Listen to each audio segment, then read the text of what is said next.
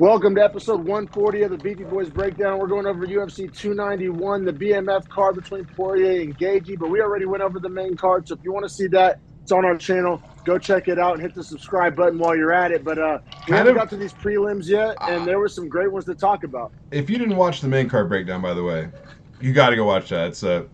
That's a must-watch. I mean, if you think about the light heavyweight division on the line and future of the lightweight division on the line, big deal. But as Dominic said, you know us. We could dive every fight deep. We got to talk about these prelims. There were some gassed up fights. Now, we are going to compress the early prelims and the prelims together. Reason being is the early prelims was 2 fights. That doesn't make for any sort of card that would substantiate it being broken down independently. That would be a 30-minute episode. Why not just put it on to the end of this? And honestly, as far as like the second fight, I don't think it's that impactful to the future of the UFC either way. Now, the first fight is arguable, and that is Miranda Maverick, women's flyweight.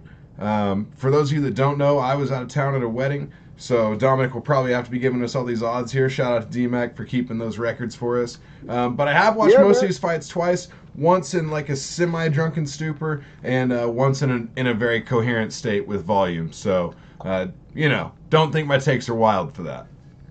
Yeah, no worries, dude. We got Miranda Maverick coming in, that big favorite at minus 265, jerking the curtain here against Priscilla Cachoeira, plus 225 underdog in the women's flyweight division.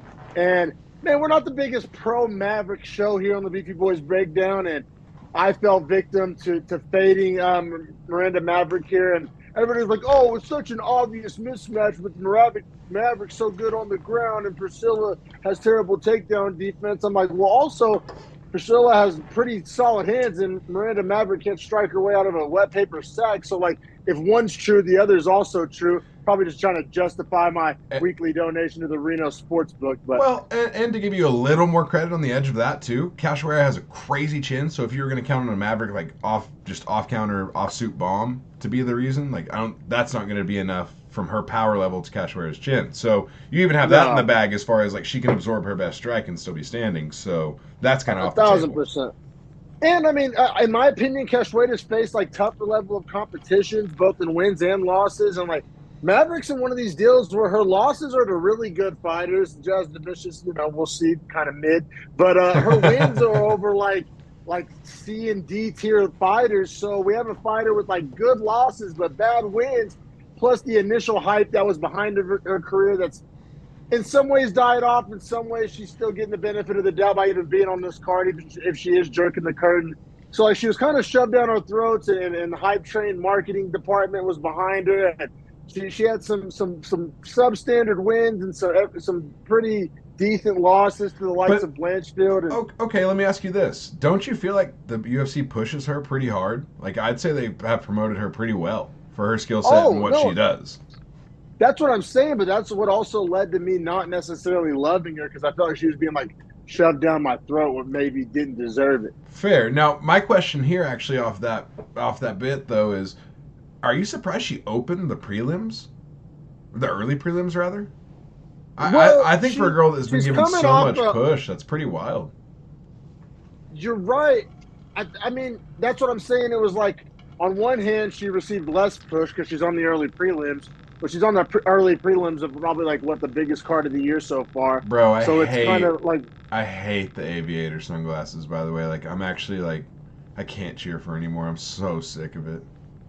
Yeah, well, I've never been the biggest Miranda Maverick fan, for being being honest here. But that being said, I mean, we'll get to this fight because it was pure domination by Maverick. Like I said, everything not nice to say I have is about stuff that's either not her fault or outside of the cage. The inside the cage performance, I mean, you could argue best performance of her career considering who her other wins are against. I mean, you could say the Jillian Robertson win if you want, and I'm not like mad at you, but she got a finish here, and that was kind of a snoozy decision, if I recall. So it's like, I think, I mean, you could argue best performance of her career.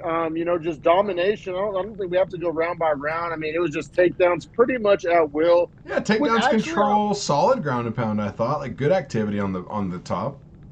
I was about to say, I mean, as somebody who's not the biggest fan of her style, like, the ground and pound was active, it was effective, it was it wasn't snoozy. There was something on it. Like, it was good ground and pound, good damage she was getting off while controlling the position. Definitely 10-9. No, nothing crazy enough happened for a 10-8. And then in round two, Priscilla was actually able to get back up to her feet the first takedown, but got taken down pretty much immediately. And it was a rinse and repeat of round one, pretty much. She got 2 takedowns.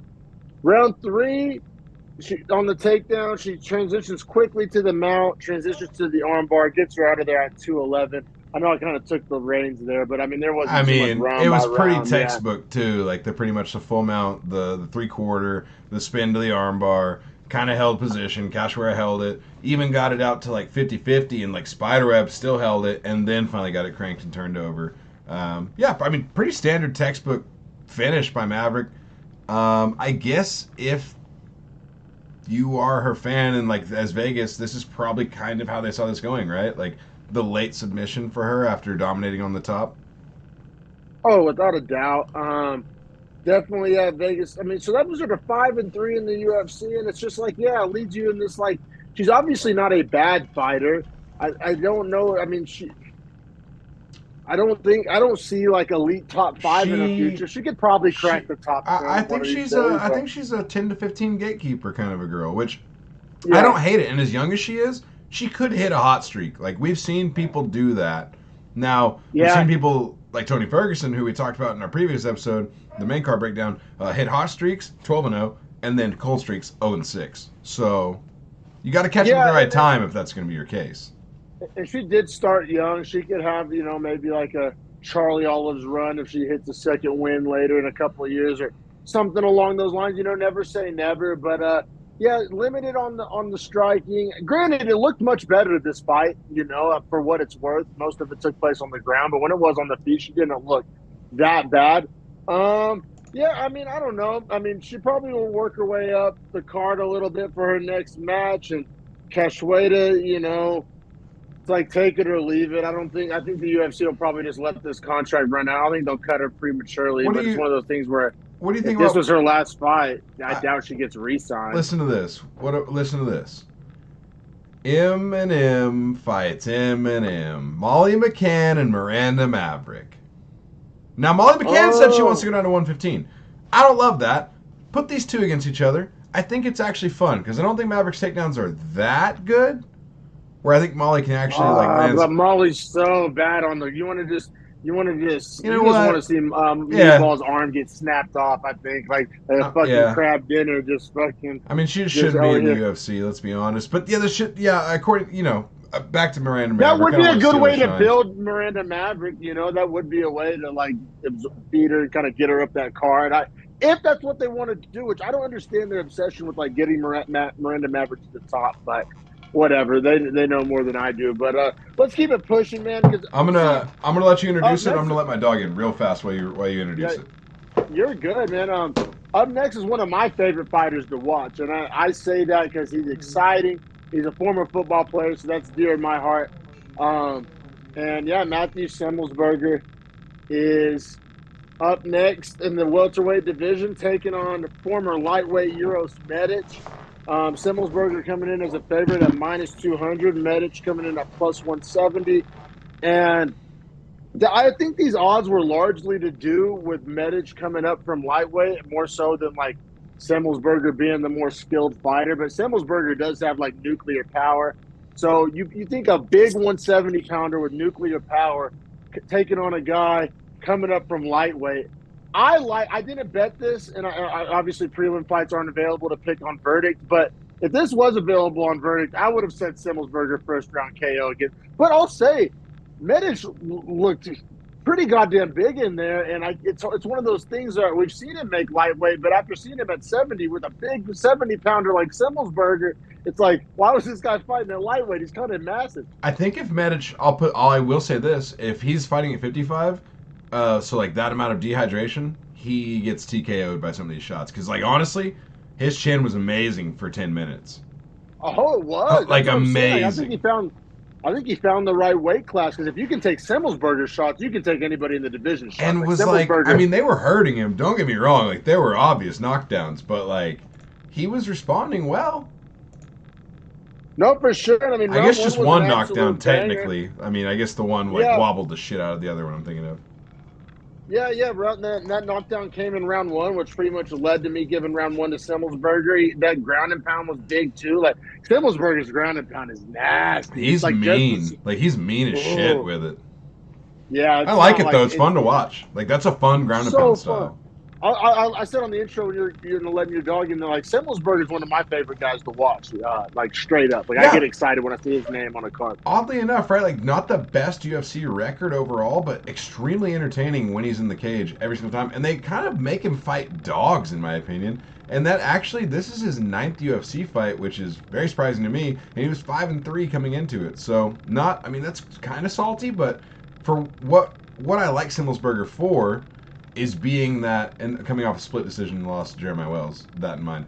But like what I like him for is that he's young in his career and he's a really salty dude with a good amount of UFC experience that I think is like a good challenge for anyone that's up and coming. And I think he's solid. Like I don't think cutting him is the right answer. You know what I'm saying? Even if he hit like because he's on, if he were to lose this fight, he would have lost 3 out of the last 4, right? It's a bad look. But Who's the black lightweight that knocked out Poirier? Michael Johnson. He could be like the welterweight Michael Johnson. Like doesn't have to have the prettiest record, but can starch anybody. Makes for exciting fights. Right, extremely entertaining. Like good size for the weight class, like good power. Exactly. Like yeah, Michael Johnson's a perfect comparison too, especially because Simmelsberger is really based on that explosive athleticism. Like he doesn't tend to win 3rd rounds. Yeah, no, I got to say, it was crazy. After Simmelsberger got the knockdown, he got some good ground and pound off, but then Medic started creating a little bit of separations with the feet on the hips and started throwing up kicks, and one of them essentially dropped Simmelsberger. We got to come up with, like, as MMA fans, MMA community, we got to come up like, are we calling these knockdowns or not? Whenever somebody gets hit with an up kick and then like limply falls into somebody's guard, like they're not being scored as knockdowns, but like what do you call it? I mean, yeah. I think we just don't give them. I think we just don't give them a takedown. I think we just, we say they fell into guard. Yeah, but it's just like when these guys like go limp, like they fucking go like wet noodle, and then they're able to recover because they're on top. But like, that's like the 2nd or 3rd card in a row where we've seen something like that. Like I quite frankly don't always know how to score it. I mean, don't get me wrong, I thought Simmelsberger won round 1 regardless, but like that made it interesting. A lot of the time, I think it's the shock of the up kick, like hitting them in the chin. They're like, "Holy fuck!" Like it's almost like they get stunned for a second. It's not like they're actually hurt that bad. Now, granted, sometimes they are hurt that bad. I'm not saying all of them, but I'm saying some of them. Like this one didn't seem to hurt Simmelsberger that bad. Like I thought he recovered super fast. In other words, no, but it flashed whatever you wanted to call it. Flash. Your body goes limp and you hit the canvas. I don't know, like hit the canvas on top of another guy in top position. Like it's hard to say it's a knockdown whenever I'm landing on top of you and I'm about to ground and pound the shit out of you. Like you know what I'm saying? Like it is a knockdown, but it's like damn, you knocked him down into a good position. Like fuck. No, I feel it. I just feel like we need to come to some kind of consensus here. Leave a comment below how you like to see those. But we'll keep it pushing here to round 2 because round 2 is I thought the closest round of the fight. Hardest round of the fight to score. I thought it was one of those situations where Simmelsberger won the first half of the round and Medic won the second half of the round. Simmelsberger won the first half, Medic won the second half, and so I leaned Medic just because of my own precedent that I've kind of set for myself. That like in rounds like these, I tend to lean to the guy that won the second half of the round, like kind of like a little one round contained one scoring method, like who won the fight of the round. Simmelsberger had a lot of success at the start, though, but I lean Medic too. So I agree with you. I had Simmelsberger ahead for sure at the halfway point. Like, I mean, was putting the work on him, in my opinion. Now, Medic was keeping good volume. It wasn't like he lacked volume at any point in this fight. Neither did Simmelsberger. But Simmelsberger was landing those signature piss missiles. Yeah, right. That's the thing is, like, Medic was eating missiles for probably 2 minutes. Like, he was wobbled again and then ran the second round. Like, but his ability to recover and then win out the last 2 minutes to me almost stood out as like a controlling swing in the fight where he had kind of learned. First of all, I think Simmelsberger was starting to slow down and lose a little bit of power. So for Medic to have eaten 2 of those and not be done, Simmelsberger in his own head has to be like, what the fuck do I have to hit him with? And Medic in his head has to be like, I've eaten his best shots. I just need to get on my game and do my shit. So no, you remember how we were just talking about the Jan Blachowicz Pereira fight where like Jan was able to get the takedown, wasted a lot of energy. Like the fight went how he wanted it to go and he still couldn't get it done. Like That's kind of like when Simmelsberger's able to wobble you at the start of one and at the start of two, and you're still there. Right. It's like, well, what else does he have for me? And like, he withers badly in third rounds. Much like Michael Johnson, man. It's a great comparison. Still coming to it, or circling back to it. So yeah, I scored it to Medic. Every judge is actually in lockstep with us here. Everyone had it 19-19. Wow, yeah, and then round three was, Simmelsberger was slowing down, but they were still getting after it. But the spinning back fist. Oh man, it was nice too. Yeah, and it was crazy. Like watching it live was crazy because I think this is kind of true. It was one of the, I think he was going for the spinning back elbow, slightly misjudged the rate. It's just at the last minute let the forearm kind of whip out. It was like a forearm shiver. Yeah, and it kind of turned it into a spinning back fist. Like I said, I think kind of last minute, and it knocked him down. And then he was able to get on top and kind of ground and pound him out. 2 minutes 36 seconds. Big win for Medic. I thought. Medic is a dog. You're not a dog if he can take those Simmelsberger shots. He got a 9-1 record. Came up from lightweight, and they said the chin drastically improved. His only loss is to Jalen Turner. It's not a bad loss. Massive guys. It's not a bad loss. At all. Not at all. And he has a bunch of knockouts on his record. All of his wins in the UFC and Contender Series that come by knockout. We got to remember that as a bettor. Medic by knockout. Yeah. TKO KO. Yeah, we got to remember that as a bettor. And he's kind of a dog too. We got to remember that. Oh, 1,000%. Like overs and KOs might be here for Medic. This hit the over. I believe it was set at 1.5 because of Simmelsberger was in the fight. But even 2.5 it hits. It's 2 minutes 36 seconds. Ooh, you're right, baby. It's an overhitter. Yeah. So there's some interesting kind of tendencies as betting Medic going forward. Biggest win of his career, though, right? His other wins: Omar Morales, Alon Cruz. This is Omar Morales the biggest win of his. Omar Morales not bad. Simmelsberger way better name value. I think skill for skill. Weight class. Yeah, I'm just saying skill for skill. I like Morales' skills, so I don't want to take anything away from him there. I'm just saying name value and up a weight class. You're right. Like having to endure more power has to be considered. Hey, if Omar Morales walked in here and kicked me in the nuts right now, I wouldn't be able to tell you who did it. I'll just put it that way. But you know who Simmelsberger is because he has the nice long hair and some recognizable tats, and he's a white dude. He's kind of big. Oh, Semi the Jedi, dog. I know. Oh, here we are. He's riding. He's riding. I've been riding. I'm staying consistent with that ride. I've always been a Simmelsberger guy. But, I hope. He's on a 2-fight skid. It's his first time he's ever lost 2 in a row. Hopefully he has another fight on his contract. I like watching him fight. But that wraps up the early prelims. Big win for Medic. I like Medic at welterweight moving forward. He's a talented guy. Finisher. We got to remember that finisher with the chin. That's a good combo. Chin and good gas tank and solid power. I thought he had welterweight power. I don't think that was a problem for him. He has good volume. I like him at the weight class. He's actually a good move for him. He is probably one of those guys He's 6'1" too, so it's he's plenty big enough. It's so weird though because I still think he's one of those guys that 165 is a better weight class for him if it was a thing. Yeah, head on over to the Eagle. Do they have that? Yeah, that's where Kevin Lee fought fucking Diego Sanchez at 165. That's my favorite thing about that promotion is that they offer a 165 weight class. I do like that, was but holy shit. Yeah. Let's keep pushing. The reason I know. Let's keep pushing. I'm actually really excited for this next fight. I'm also excited for the controversy of it, and also I don't want to distract from because I think the controversy might overshadow the performance from Jake Matthews here, and I think that should not be the case. I agree with all those statements, man. We got Jake Matthews minus 275, taking on Darius Flowers plus 230. I think it was Flowers' debut, last-minute replacement.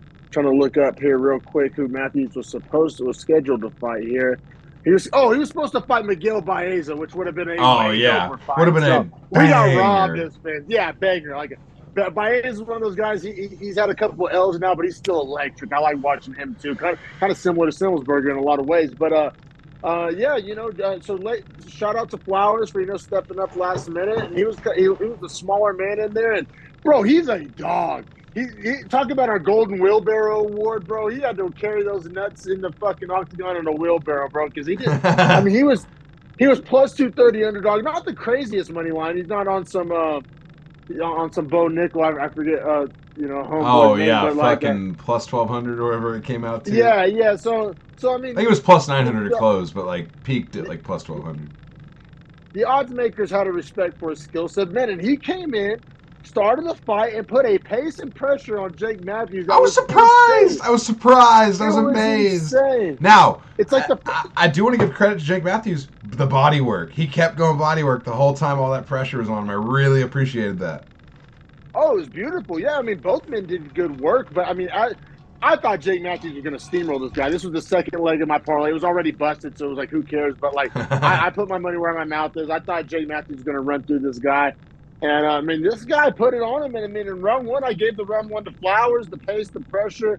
He would just extend these exchanges in the pocket and just like end up landing some bombs. I mean, credit to Matthew's chin, and he would land as well. But maybe it was the shock factor, maybe it was the benefit of the doubt factor. But I gave round one to Flowers, man. He was Oh taking it to wow! Jake Matthews. I'm honestly surprised. I'm not gonna lie. I gave it to Matthews. I thought he was definitely more active, and I loved his body work.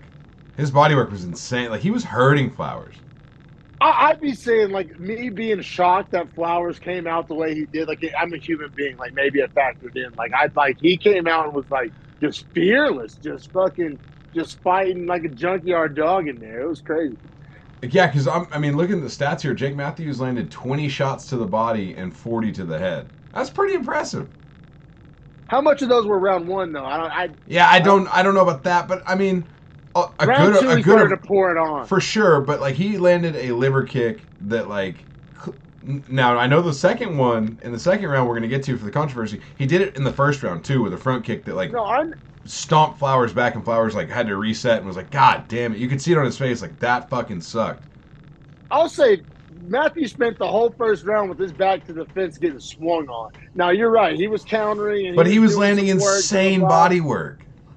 He was also getting that chin clip. He was too. Like, I mean, credit to his chin, and I would say credit to Darius Flowers' body. But let's get to it. How's round two go? Yeah, round two is where we get the Joe Rogan controversy here, which let's discuss the kick. Let's discuss the kick, and then let's discuss the round, because like you said, we want to make those things not one conversation. The kick happens early in the round, so it makes sense for us to discuss the kick first. Agreed. Watching live, I gotta say, I thought it was like a belt line body kick, legal blow. Yeah. Watching live, and then Joe Rogan starts pouring it on, talking about how it's to the body. DC's co-signing it. I thought it was very questionably to the body. So live, I thought like that was like either on the belt line. Yeah, belt line. It was a belt line shot. Yeah, like literally on it. So I was like, it's just kind of up to the ref in this. You know what I mean? Like that is really where the ref actually becomes a player in the fight. Is like, do you allow that or do you not? I gotta say, like I'm okay with that check. I'm okay with that check. Like to stop it. Let me put my dreads back on and become Herb Dean. Like if I'm the ref there, I let it play on. Or you let it ride. Yeah, because you got to factor in live. Like it didn't really hit like the cup. There was no audible cup noise. Yeah, that's a good point. Like, not hearing any noise because it really didn't hit the cup. Because it was a teep, right? So like the toes hit first on the belt line, clean. There was like a little bit of like follow through with some heel, maybe taps the top of the cup. But yeah, and I wonder, like, does the cup compress the nuts, and like, did the cup just like squeeze the nuts? Like, is that how that works? And it has to be. But does that hurt that bad? Because he was down for a long time. Like the reaction almost led me to believe that it was a body shot more than what I saw. He reacted like a body shot. That's how I feel. Is like that looked like a body shot because he was shut down for way longer than a nut shot, and the way he was moving. I mean, we've both been hitting the nuts plenty of times, I'm sure, playing sports, right? He wasn't moving the right way. It looks different. It just does. No, I agree. He reacted very much like he got hit with a body shot. Now, Joe Rogan was super bullish on it. Maybe you could argue too bullish. Like, I think it was a little more 50-50. But I agree with Rogan. I mean, you make me pick one side or the other. I'm going team body shot. Like if you just, I mean, if you strip away all nuance and I still like like if you my just say analysts to like ride the answer, line. I still like my analysts to ride the line just for like the audience's perspective because I like to hear what people think about it personally. I don't want them well, to parrot what the commentator's telling them out of their personal opinion. and then like what are we really saying here? Are you saying Flowers is trying to find a way out? Are you saying he's a liar? Are you saying he's faking it? So like as a commentator, me as a podcaster, like we can fire off our hot takes, whatever. But That's like what we're here for. That is our job, literally. And like yeah, he's paid by the UFC to commentate a fair fight and analyze what is happening in front of us without bias. We're allowed to have bias. We openly admit our biases. Fuck their own win. for sure. So, so yeah, no, fair point. I thought Joe went a little too hard, but I kind of agree with him. I guess I'm riding the fence there. But round two, he's just destroying the body. I now see. This is where it's like you said. It's our job as podcasters. I thought this is the classic example of a rear naked choke. This is the Flowers chail. wanted out of This is that. the chail. Yeah, Yeah. You could see it because it was hard. laying flat, just hand on the mat, ready to go, like ready to tap, not ready to fight. Yeah, like Flowers wanted out there. The body work from Matthews and the ground and pound, and I mean he was getting tore up. You could debate. I mean, no point was deducted for the kick, so you don't want to like belabor the point. But yeah, great win. I don't want to say great win for Matthews. This guy, kind of a pointless win for Matthews if we want to be mean about it. That's the problem. Is the win's worth nothing, but the body work was like. I love what I saw, but his hands have to be better against better competition because like he was getting chin checked, like you said. And this, I mean, Jake Matthews is who he is. He's now 12-6 in the UFC, which means he wins 2, loses 1. He's never gonna like be top 10, I don't think, or top 5. Like top very 15's good fighter. a low key a stretch for him. Like that's kind of the pinnacle of his career is being ranked. He kind of reminds me of like a little bit of a Drew Dober type, just like that back end, but good. What I mean by that is nobody argues that Drew Dober should be in the UFC. Like he's UFC caliber, like for sure, 10 times out of 10. But also not going to be top 5 10 times out of 10 as well. So like that's kind of just how I'm viewing him. Like entertaining guy, a guy you can build prospects against, a guy he's probably going to get a couple more performance bonuses in his career. Like he's a talented guy, dangerous guy, but he is who he is, right? There's not really any guesswork with Matthews at this point. I will say he'll only be 29 in 3 weeks. So, he does have 3 to 4 super solid years as far as like weight class and ability and like when fighters kind of peak in that area. So he is kind of entering the peak zone. Now at 18 UFC fights, you could argue the miles are crazy. Well, and just like we've seen him, right? Like he's beat Li Jingliang, who has been top 15. He's beat Diego Sanchez, but he beat up old man Diego Sanchez. The Filio win was good, but Filio's also kind of fallen off. That's not aging as well. And it's just like the lost to Kevin Lee, lost to Sean Brady, lost to Semmelsberger. So it's just like I think he's just probably like the 22nd best. I agree. Welterweight on the roster. And that's what I'm saying. Like pinnacle, like he maybe puts together a nice little run here and gets to 13 or 12, but that's probably it. Yeah, for sure. That'd be cool to see that for him. Quite frankly, I'm not like rooting against now, him. It could be running back math here too, where like he's had so many UFC like fights and so many fights where it's been like knockdown drag out that like he's actually past the miles point and like this is his peak right now that we're seeing. Yeah, people age weird in MMA. Just like different guys age differently. It's very hard to like be apples to apples with age. Like I really think it is like the NFL model is like. Everyone ages like a running back, but not everyone starts at 22 or 18. Does that make sense? Yeah, but then you could argue guys like Poirier and Gaethje who've been through like the most wars. Like Gaethje's fine. I mean, Gaethje has way less UFC fights than Poirier in comparison, as far as like number of UFC fights. But in amount of damage in those fights has been like maximized. Well, okay, yeah, but I'm saying they're both. Gaethje's openly talked about retirement. Poirier's at the end of his career, but they're both 34. So like, I mean, we see they're lightweights younger that than are Volk, right? yeah, I we think see they're younger than Volk. we see lightweights that are 38, 39. Hell, Jim Miller is I don't know how the fuck old. Crazy, and like he's obviously not in the same Yeah, he's conversation the discussion. exception. He's the exception. Yeah. Cerrone was old as hell, but like point being is that those guys in their fight miles, they're going to be done at 36, whereas other guys will be done at 40 because of the way they fight. No, yeah. Oh, for like Wonder Boy, for example. Wonder Boy's I think 39. Just like He's 41. he does 41. Okay, so he doesn't take the most damage. He's extending his career. Like no, I think those are all fair Also points. turned down the fight like a pussy against Pereira. That's here and there. I mean that's no. talk about I think he did the right thing. I think he did the right thing. I actually had a better question that does lead into that actual statement. This was actually not submitted technically to the email, but Kenneth did ask me to ask our opinion. What do you think about? So the UFC schedules 14, 13, 15 fights on a card, typically for every card. But by the time it happens, we get 12, 11, 10. What do you think about that model? Because there are times where we do get all 15, but honestly, that's too long. Like, I'm not going to lie, 15 fights is too many. No, but it's built-in insurance. It works itself out. Because if you schedule 10 and end up with 6, like, what are we even doing here? That's not even like a card. That's like that's like an episode of Contender Series. So it's like yeah, no, it's kind of a necessary evil, like in the fights that end up having 15 fights on it.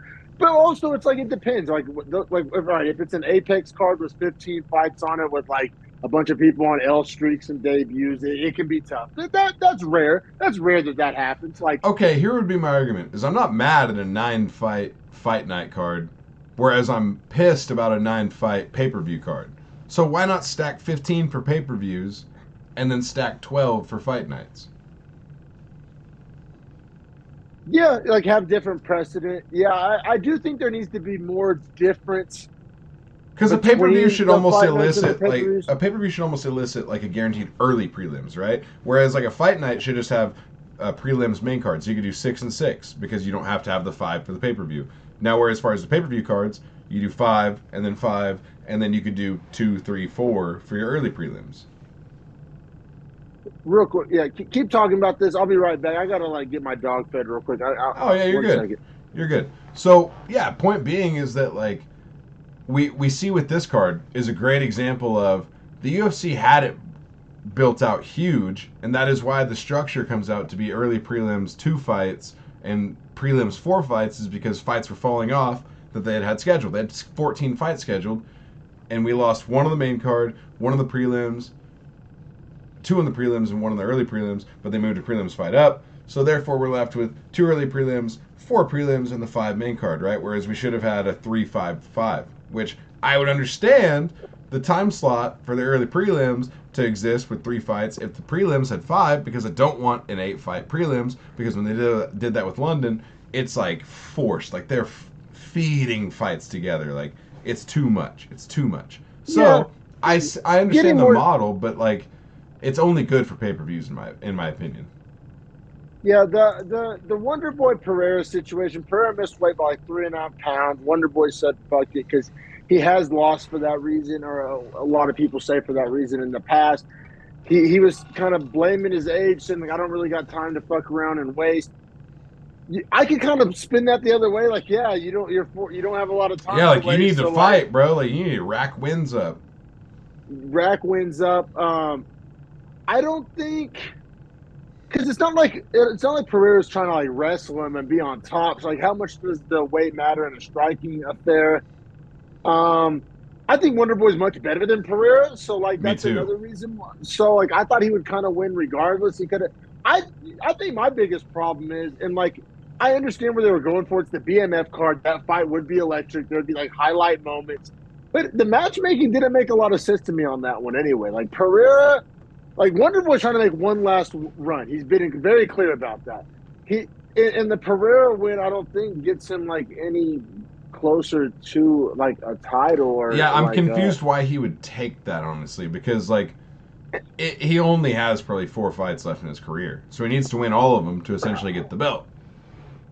Yeah, it was a fun fight, but with a guy like Wonderboy, you can't really play around with his career like that. He's not like a Matt Brown, like where you're just trying to like Now, make fun fights. Like I just Now it could have been as like the backdoor deal of like, hey, I'm gonna fight back this far, and then you're gonna reward me with like with a top because five guy. right because he's number 7 taking on 15, so he's like, I can shake your whole rankings, or I can hold my spot and you can let me try to get my like pretty much last shot at a big contender. Yeah, but let's keep it pushing here to Claudio Ribeiro plus 180 against Roman Kopylov minus 220 because this is one of my favorite finishes of the card. Oh, It was electric. This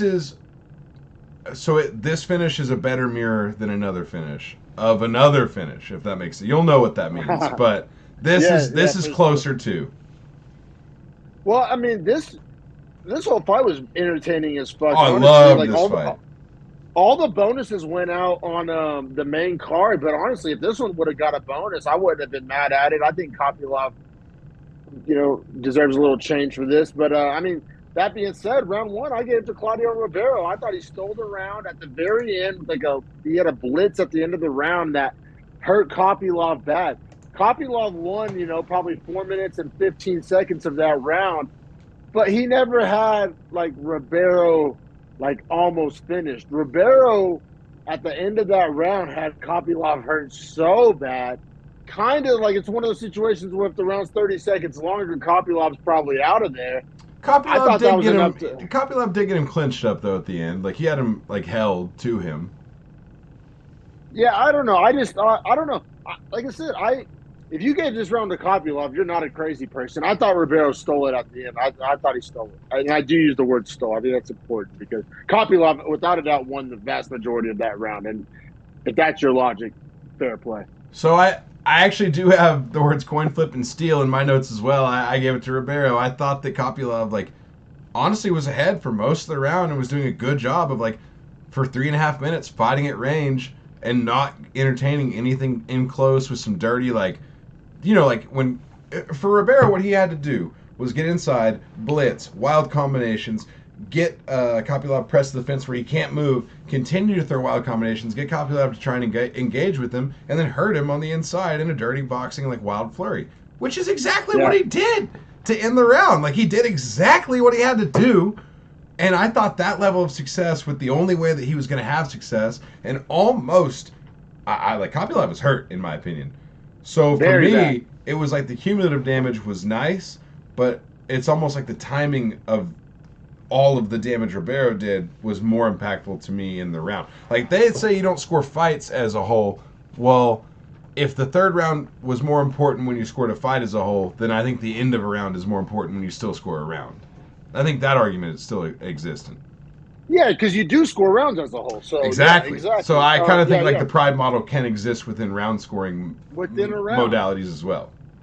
No, I kind of take that approach when scoring a round for sure. Like the one championship model, but like within the 5 minutes. Right, like if you come out hot, like good for you. But if you're getting worked at the end, like it's hard for me to say that you won that round.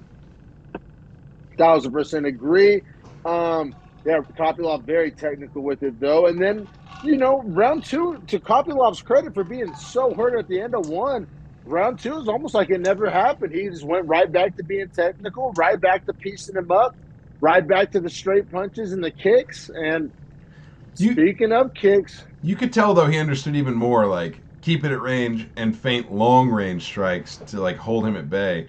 He set that up beautifully because he feinted it 20 seconds in and then went with a punch combination off of it and then threw it again at 30 seconds and cracked Ribeiro. Yeah, I got that left high kick, and with this fight, I didn't write down the stop time. Was it 30 seconds into round two? 33, but that's because he gets the extra punch. He hits it exactly 30 seconds. Yeah, no, it was perfect. I mean, just like I said, especially at that early at the start of round two, after being almost finished at the end of round one, like that's crazy. Like he's a fucking dog, he just got it together. Recovered well in between rounds, and got the head kick finish. Which, how often does a guy get a head kick knockout and doesn't get a bonus? I mean, that's tough. Well, and it was a perfect mirror of Leon Edwards' finish of Kamaru Usman, which also happened in Salt Lake City. Which little foreshadowing. Yeah, which we've broken it down, so it's not a spoiler. You can go look at the video. Gaethje landed it on the opposite side in orthodox instead of southpaw, and Gaethje's setup was different. This setup was extremely similar to Leon Edwards. I mean, this was very, very similar, like, look, finish, everything. I mean, that's why I think the shot that Ribeiro ate on the ground was super unnecessary. Now, if you're Kopylov, shout out to Jorge Masvidal, it is super necessary. But I'm saying the ref should have been in there quicker. Like the Herb Dean slide, that should have been what happened. No, for sure. Violent, explosive finish for Kopylov. I thought that was a good win.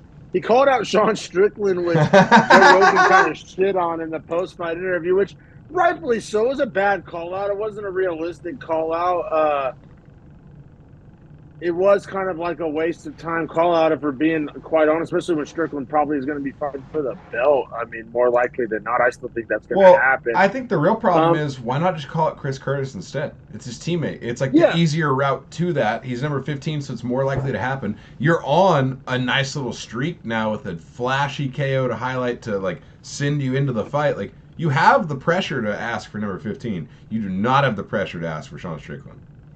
1,000% agree. And him and Chris Curtis would be a really good fight because, I mean, Chris Curtis is short. He likes to keep it at range. Exactly. Chris Curtis likes to keep it at range, and he sucks as far as, like, dog, you're 5'9". Like, don't do that. But he does that, and Kopylov could feed off that.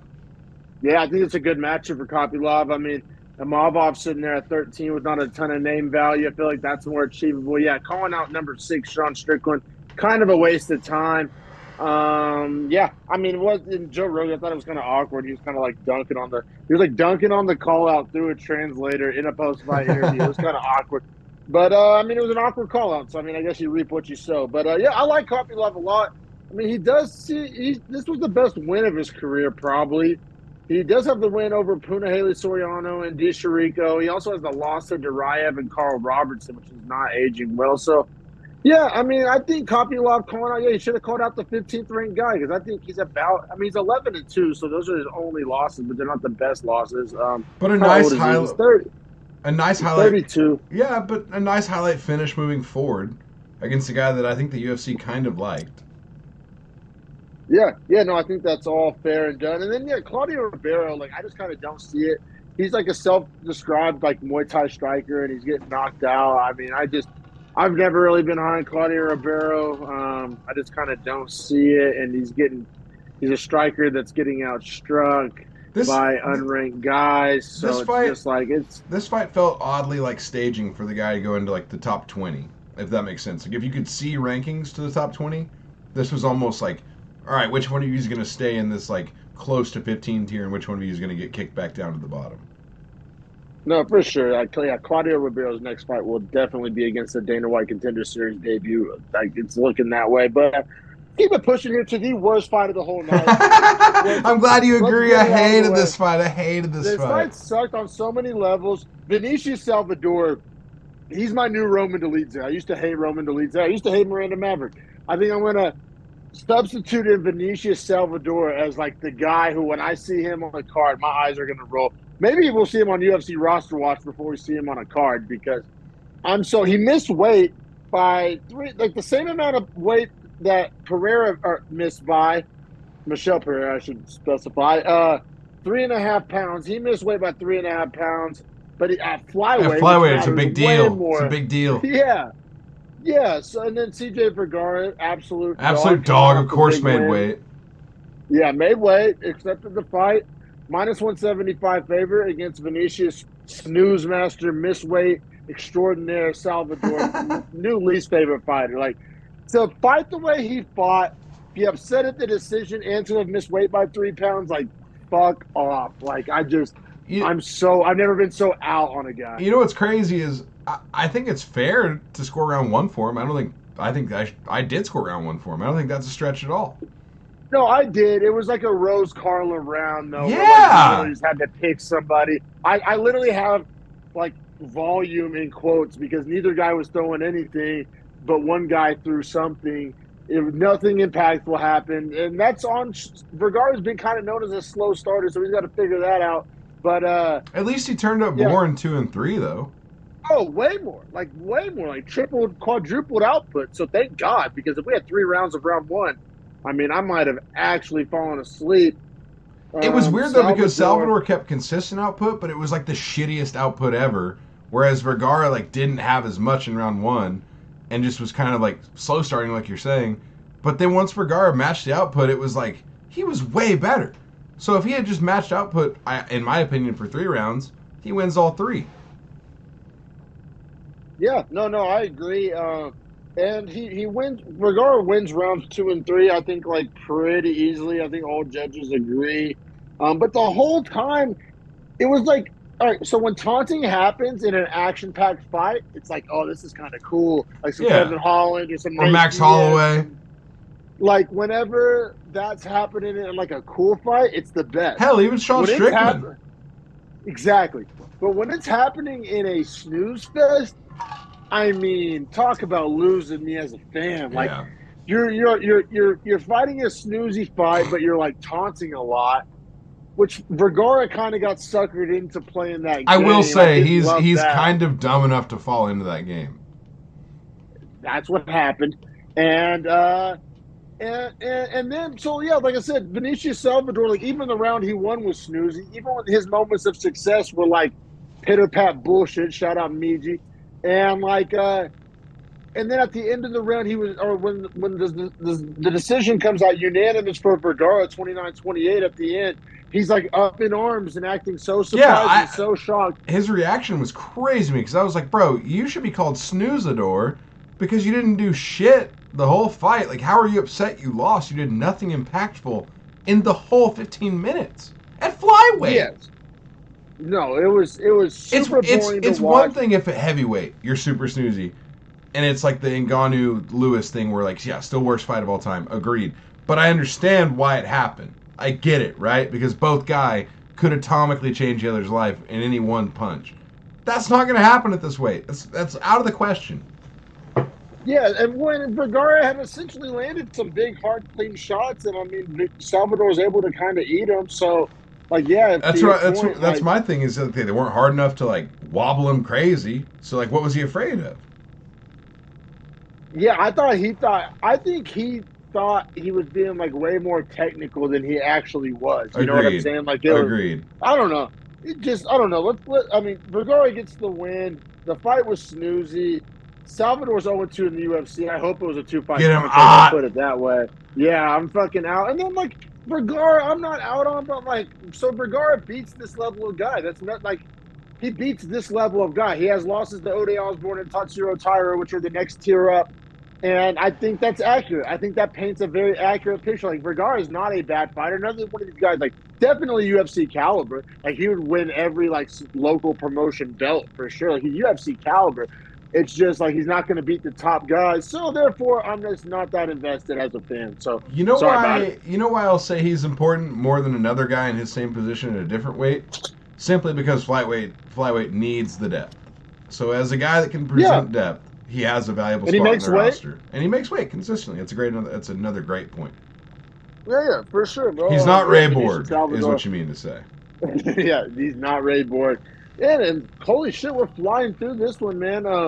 Trevin Giles versus Gabriel Bonfim, the featured prelim. We've already arrived to it. I thought we honestly had more fights ahead of us, but yeah, Trevin Giles plus 280. Gabriel Bonfim 14-0, the better of the Bonfim brothers. A lot of people think minus 340. Fights out welterweight.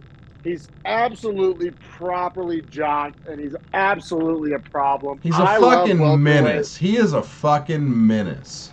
Welter and Bantam. I should get the tats, just like Welter and Bantam. Just like I'm fucking just so obsessed with these weight classes.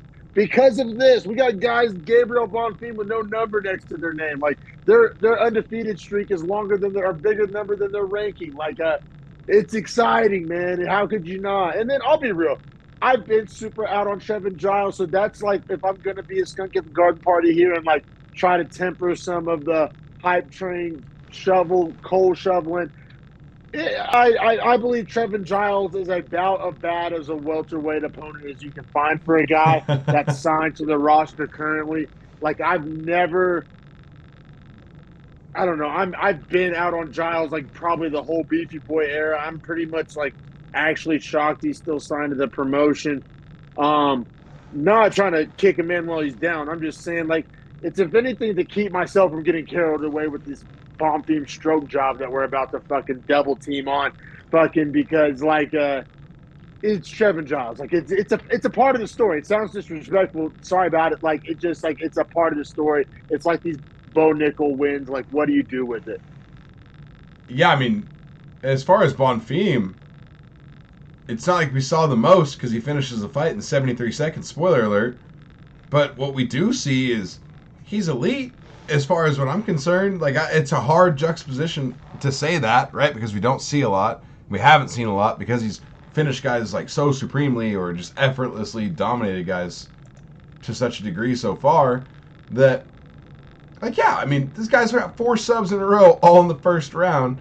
I know only 2 of them in the UFC, but I don't think they're all 4 technically different subs too. So he's got like a bag. And I don't think Lazier or Munir Lazez is a slouch, and that was 49 seconds.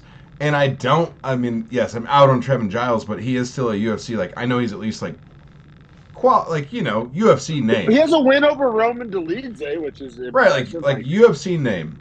So for me, it's like, okay, you subbed him in 73 seconds. Like, he's just running through guys. It's not even close. Yeah, it's very similar to Bo Nickel to where like we can't do the Sean O'Malley song and dance, dog. Like we need to know before the year like 2026. Like you know what I'm saying? Like I don't want to wait until he's way ahead I'm, like, of where in my mid-30s to fucking find out how good Bo Nickel and Gabriel Bonfim are. Like I need to know by 2024. Like same thing with Patty. They're just stringing them along. Like I'm over this slow bit. This is not boxing. Let's fucking figure it out. Let's go Brock Lesnar style as opposed to Sugar Sean style. Well, let me ask you this, because I think it sets up well. Pereira misses weight after you give him a crazy nice opportunity at 7. Like, just don't fuck up your weight, man, and you get the opportunity to like slide in the top 10. Well, now you have Bonfim with all this hype, and you might want to punish Pereira for missing weight and fucking up a fight that was going to be on your main card that was going to make you money. Do you feed? I hope they do that. I hope they do. I hope that the punishment, because I think it would be a punishment. Well, I think it would also be a way better fight. I think the conscious mentality there is there though too, right? For the UFC, like, well, fuck, this guy's not going to take it serious when we give him like, well, in my opinion, like, dog, Michel Pereira is 12 years younger. Like, that was pretty much set up for him to. That was Pereira's opportunity to take his career to the next level. Right, and he fucked it off before he could even step in the octagon. So if I'm the promotion, I'm like, all right, man, like, if you want to piss it away, cool, but I'm not going to. I'm going to find the most savage young lion I could possibly match you up with. Right, like, your name means a lot to me now on a plate. No, I agree. I would love to see the pettiness. I actually love that as your matchmaking. Yeah, because your only other option is if Chiesa is so determined to have one more fight, you could do that feeding. I thought about that too. Chiesa's done. He immediately took his gloves off. He immediately took his gloves off. He's done, and good thing he is done, because if not, old Gabriel Bonfim might be waiting for him with the Darce choke just like cocked and loaded. Most fighters start their fucking fight like this with their hands up. Fucking Gabriel Bonfim would start his fucking fight. He would just start in the Darce, like just preload the Darce position, just like we all know what's about to happen here. So let me ask you this too. If Chiesa does retire, which I do expect to happen, that means there is an open rank because everyone will slide up from 15, 13, 14 up, right? I don't know why I keep doing that out of order. I've said that twice now, 15, 13, 14. It's weird jumps. But if that happens, who do you think slides into 15 at welterweight? Do you think it's Bonfim, or would you maybe give it to a guy that's more seasoned? See, now I'm blanking like on a D-Rod. Welterweight. No, because D-Rod's already had his chance. Fuck that. I'm sorry. Like, I like D-Rod, but I'd much rather see it be Bonfim. That's much better for the health of the division. There's other ones, too, though. Who are we leaving out? We always talk about all these unranked welterweights. They exist. Michael Morales is out there, right? Right, yeah. No, yeah, there's Morales. I think there's Fakradinov. Ooh, it's hard to say over Fakradinov. I think Fakradinov has better wins in the UFC. See, but that's what I'm saying is, like, there's plenty of guys out there, right? Like, there's plenty of guys. It's just who has the hype, because it is like a voting by reporter kind of a thing. Now, granted, the reporters don't do the worst job of still remembering guys like they don't have the worst recency bias in the rankings, I will say. Yeah, no, honestly, my pick, like honestly, and this is like I think Fakhretdinov's still my favorite out of all these guys because Morales is the pure striker. Bonfim seems to be the more of the jiu-jitsu guy, and Fakhretdinov has this style, this Eastern Bloc style that's been like so proven and tried and true. What about proper Mike Malott? That's another one. That's another But one. he's been on pay-per-views too. Guys. Like name value, he might have it more than anyone. No, I think, and I'll say this opposite. I think Fakhretdinov falls on the bottom of the name value thing. I know. I'm just saying, like, if I had to like buy stock in one of these guys, I might be buying that Fakhretdinov stock. Also, I'll have a hot take right now for you. Maybe it's a hater take, maybe it's a hot take. Maybe all four of these guys beat Ian Gary. Yeah, I mean Ian Gary, not the most tested. The Jeff Neal fight's going to tell us a lot. So much. I mean everything, right? Because if he can beat Jeff Neal, then like, okay, yeah, elite talent prospect. Like I'm here to see the ride. I'll shut the fuck up. He beats Jeff Neal. I'm not sold that he will. I'm not either. I think the Neal sprinkles all day, baby. Especially wearing Jeff Neal's mugshot and shit. Now I will say it is some Irish shit to like play on like drum up the family narrative and drama and like get you over emotionally involved. And then get you out of your game plan. Because we've seen one Irish guy do it before. Dude, Ian Gary to me, I'm not, once again, it's very similar to my conversation I had yesterday about Tony Ferguson. Like, I'm just not his target audience. Like, the shit that he does trying to be cool, I don't find cool. He tries to be like he does the exact same kind of like fight reactions as Izzy does. Izzy's are so entertaining and like, I mean, helpful, thoughtful, entertaining, viral. Ian Gary, this is literally every fight reaction from Ian Gary. Because I watch them because they pop up on my fucking, my algorithm. But, like, he just does this. Like, he doesn't provide any, like, helpful insight or, like, he doesn't even scream or get excited. It's so just whack. His jaw will drop and he'll cover it and he'll point at the TV. Oh, and then he'll break it up into a reel on TikTok or a YouTube short. And it's just like, oh. I don't know. I'm just not the Ian Gary target fan base. I can admit that. But I'll say if he beats Jeff Neal, especially if he knocks out Jeff Neal, like I'll probably shut my dirty whore mouth. Okay, now I know that does wrap up the prelims. We're only an hour in. Do you want to do a quick look ahead to next week? We do have some good names on it. I know you have some scumbag look aheads here already. Yeah, I do have some scumbag look aheads. Yeah, no, let's do it, brother. I'm pulling up the next week's card because I love Billy Q. Stamen Jackson, so they're both dogs, but I still love Billy Q. See, I've been really 50-50 on that one, so I may have to ride with you on that one. What's the number sitting at? -170. -170 for Billy Q? Yeah, that's not bad. I like Jake Hadley at -180. I really like that against Cody Durden. Cody Durden, once again, on this Ode Osborne? Dude, I was going to ask... Oh, okay. Glad you asked me, because I was going to ask you. Almabayev, Asu Almabayev, some Kazakhstani... Look this guy up. Yeah, I've never heard of him. I'm about to look him up on Tapology right now. Okay, well, let me tell you this. He's 5'4", 29 years old. Yeah, but at flyweight, who gives a shit? Well, Ode Osborne's reach is 73. He has a 6'1" reach.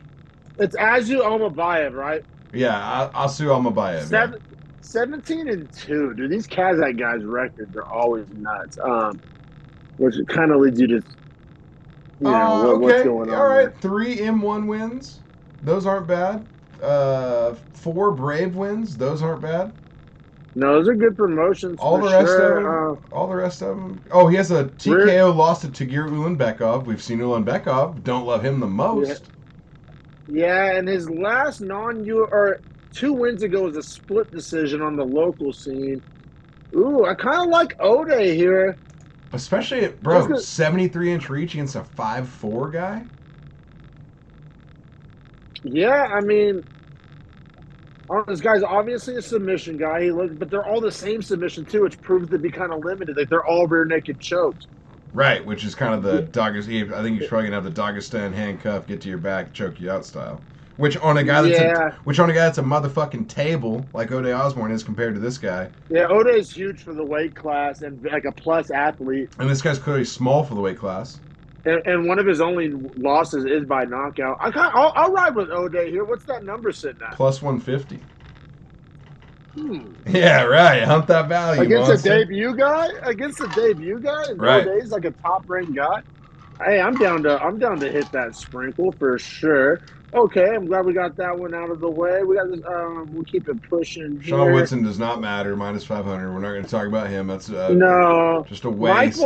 Michael said he liked Jake Hadley, but then I brought up Cody Durden's like he's more of a striker, and Cody Durden likes to grapple. Fuck, what's that number sitting at? Hadley minus 180. I actually like Hadley here a lot. Yeah, I mean, I'm just saying that like Durden does have a path to victory, so that might be a no bet to me because like Durden could honestly get like 12 and a half minutes of snoozy control time and no damage and like win a split decision. Like I don't know. It's probably a no bet for me. My gut's telling me no bet on that one. But my Yeah, favorite bet of the week, I've already determined it. Like my bullish stick your chest out. Jeremiah Wells minus 165 against Carlston Harris. Like I'm so bullish on that. Like Jeremiah Wells made a believer out of me when he beat Semmelsberger. I do like that pick. I also just want to back to Hadley real fast. The last time he fought was against Malcolm Gordon, and he finished him in 1 minute and was saying like, "I want to fight Makayev." Like that dude's been talking all this shit. Like I'll take him out. And Makayev kind of ran from that fight. So Well, Makayev's hurt, so I'll give him a pass. But and I would pick Makayev if that fight was to be made. So I don't know. It was a nice work on the mic. I think Jake Cody Hadley's Durden's more not of a problem than people are giving him credit for. I think he's actually kind of slept on. it's the ultimate backhanded compliment to Durden because, like I said, if he wins, it's by a snoozy ass split decision. But that could totally happen. So, like I said, no bet. I'm not disagreeing. It's just probably a no bet for me. Fair, fair. Now, what do you think about the featured bout on the prelims here? Kyler Phillips, Raoni Barcelos. What's the number? Barcelos plus 180, Kyler Phillips minus 220. Probably no bet for me. I don't see the value either way. Well, you said Barcelos was minus 180? Barcelos plus 180. Plus 180. I'm going to just do a little super quick tapology dive here on it. Kyler Phillips. Let's see. Kyler Phillips, 10-2.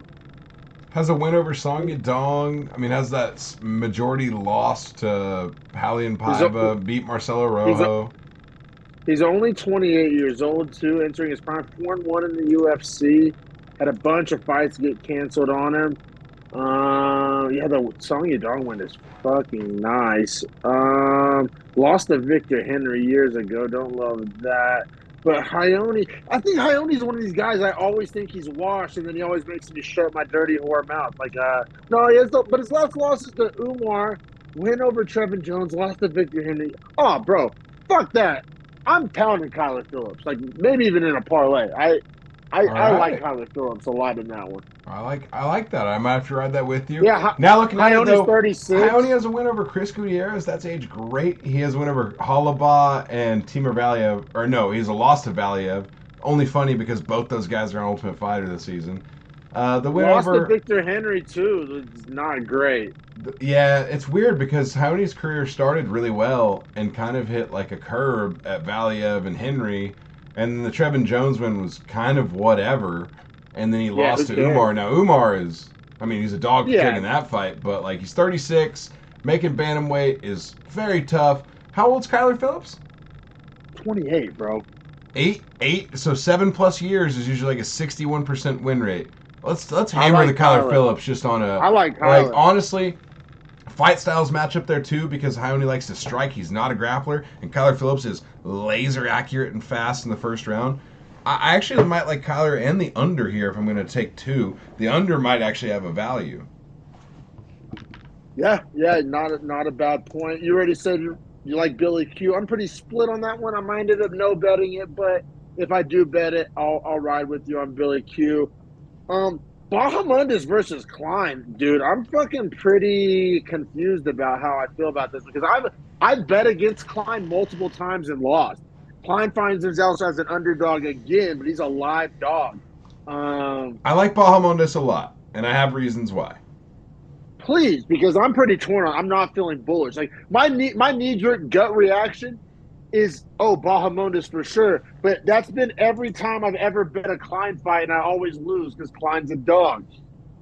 I agree with you. And Klein does like to force wrestling, right? Like he does average more than one takedown or almost takedown and a half per fight, but he's always working on that tight clinch. Now the problem with that being is he only gets 2 out of every 5 takedowns. Bahamonde is very tall, uses the length well to defend takedowns, but also is an extremely good striker. And oh, by the way, is the training partner of Bilal Muhammad, who is on a tear right now in his career. And I have a strong believer in like the guy you practice with every day is going to make you better or worse depending on where that guy is. Ooh. Also, this height matchup is wild. Yeah. Only 5'7", but only 3 inches of reach. But yeah, 8. But the leg reach is going to be crazy when you think about 8 inches. And Bahamondes is very good with his legs. Very, very good with his legs. Very good. So I actually love Bahamondes here. What's that number?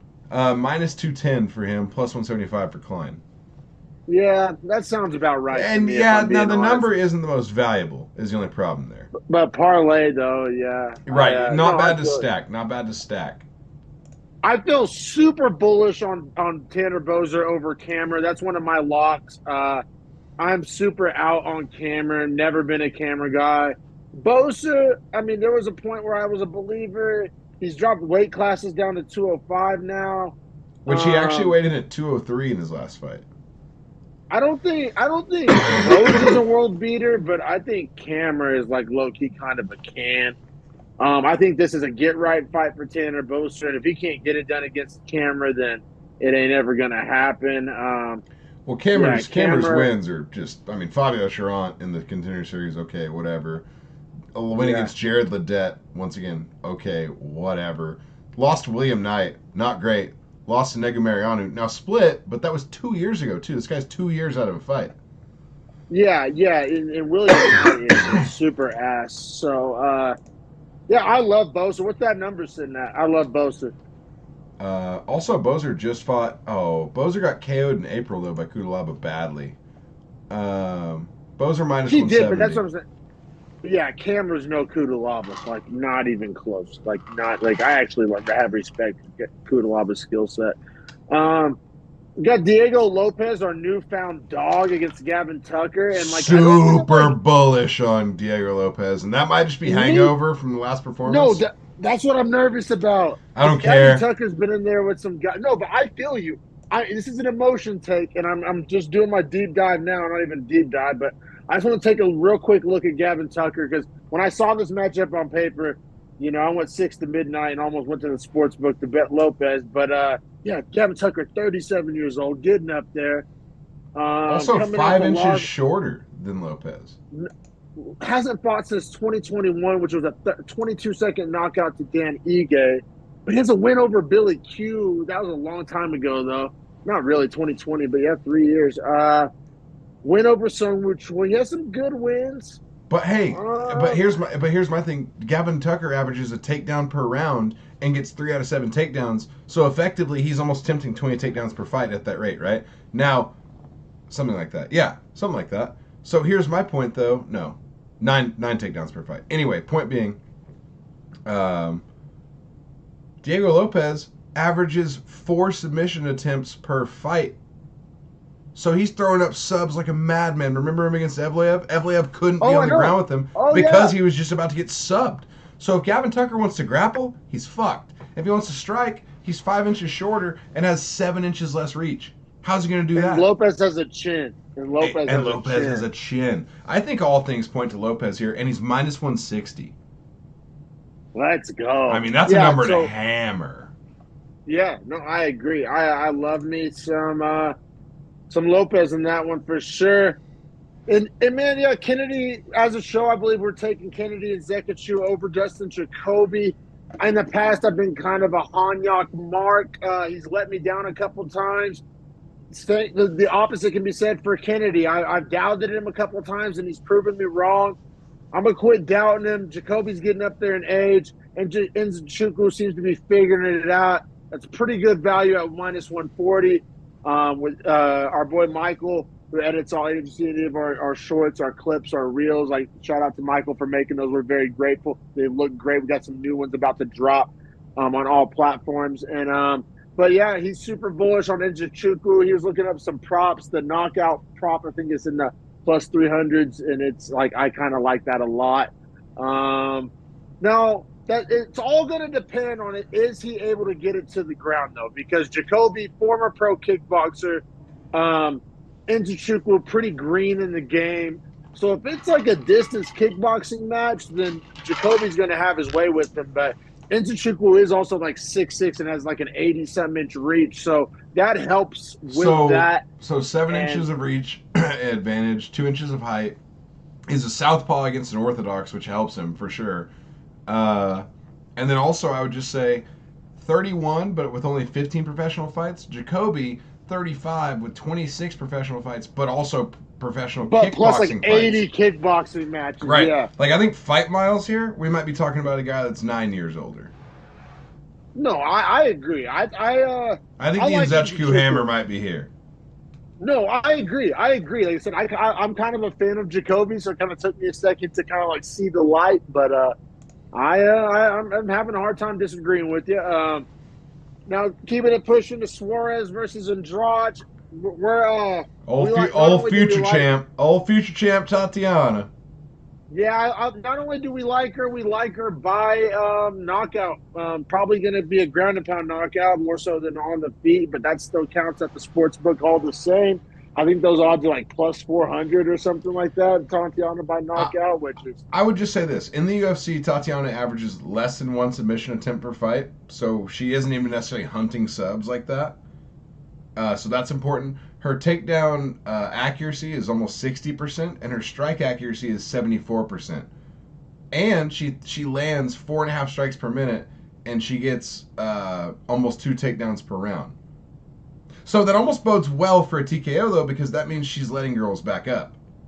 Right? Because 2 takedowns per round means someone's getting back up, which means you have more opportunity to ground and pound because you're obviously not being able to hunt and control submissions. And I think we anticipate Andrade being the much smaller woman in there. 4 inches shorter, 4 inches less reach. Yeah, so she's definitely a smaller human. And also, it's more dangerous whenever a girl like Tatiana isn't the most gifted striker, and neither is Andrade, because Andrade relies heavily on her power to essentially like scare grapplers or like the longer, taller girls away from her, right? Whereas Tatiana is like happy to go into that. Andrade has that February loss to Blanchfield, which, kind of similar styles to Suarez. So, like, the blueprint's there. Yeah, I think Blanchfield actually hunts the submission more than Suarez. Might be the only difference, which I think is maybe a blue chip take on our part to call out Tatiana for the TKO there and not the sub. Not the sub. I think I'm going to try to squeeze that value there. And I'll be real, man. I mean, I'm like, as a fan, I'm 1,000% riding with Sandhagen. I don't necessarily love that value. I'm not picking a Font upset. Also, although the last time I picked against Font, I was very disappointed. Font likes to, spoil the party. Sandhagen does sometimes find a way to lose fights. I'm picking Sandhagen, but it's honestly probably a no bet for me, or maybe like I don't know. It depends on what that over/under is at, or I might try to find some kind of prop. But you know what? Money line bet might be a no bet for me, honestly. You're right. It's too much to risk for a guy like Corey Sandhagen that'll just put it all on the line every fight. Like, I love Corey, and as defensively sound as he is, he finds himself in dogfights. And I'm not saying he doesn't win dogfights, but he can get caught. Yeah, and just sometimes doesn't make the best decisions and finds a way to lose around there, lose around there. It's striker versus striker, and I don't trust Favreau the most. Better grappler here. No.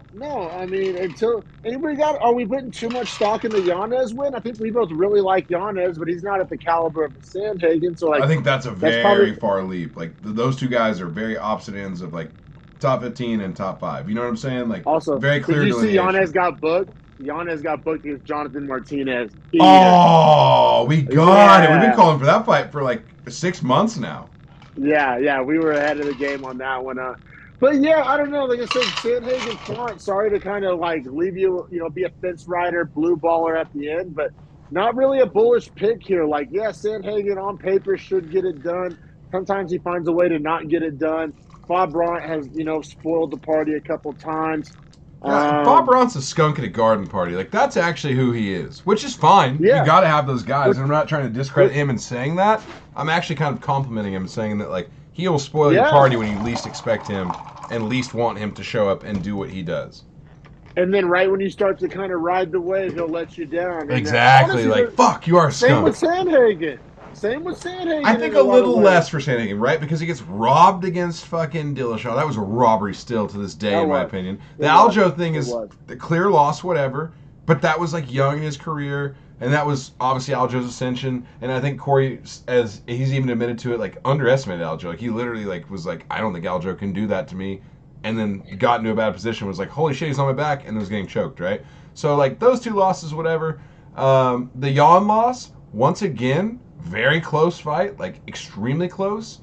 And his only other loss is Jamal Emmers in 2017 before he was in the UFC.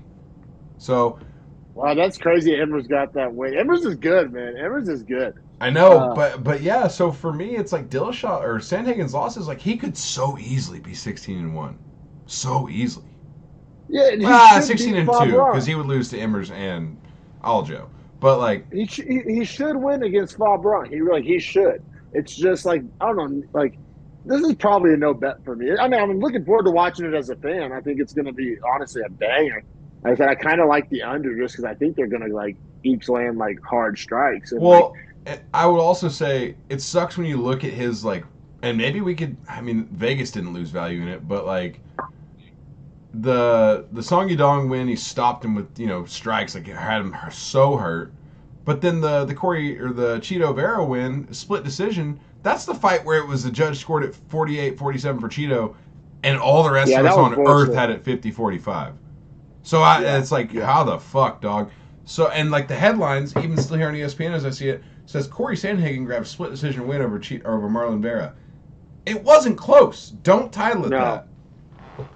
Yeah, and let's see here, because I think Fabron fought Cheeto, if I'm not mistaken, and lost to him. So that's kind of like you can do some MMA math there if you want to. Yeah, I honestly think that this is a real, like, Fabron is like 6-10 and Corey Sandhagen is like 4 to the top, like could be champion, like is in that still conversation. So, but it's not. But the value makes not, it like not fun to bet. Right, like minus.